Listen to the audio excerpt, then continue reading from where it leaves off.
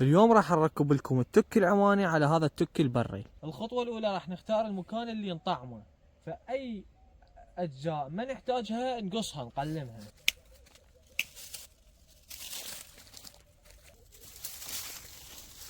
يبقى عندنا اخواني فرع يكون دائما سميك، نقصه ونبدأ نركب عليه. الخطوة الثانية ننعم الحواف. الخطوة الثالثة نسوي حز. الخطوة الرابعة نضغط بسكينة التطعيم من فوق.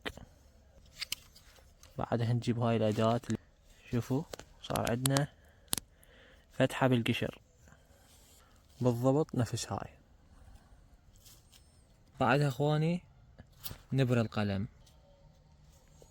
بعدها نركب هذا القلم على هذا الفرع، بعدها نخلي شمع على المكان اللي قصيناه، وهاي بعد التشميع. بعدها نشد شريط التطعيم. اكو ملاحظة احب انوه عليها، انه من نشد الشريط نلفه لازم نلفه بقوة.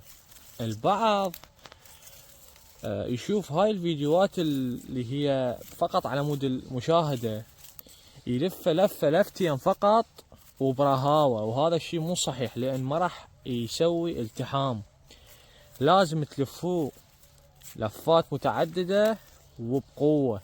بعدها انا عن نفسي ويا شريط التطعيم استخدم شريط التخويص.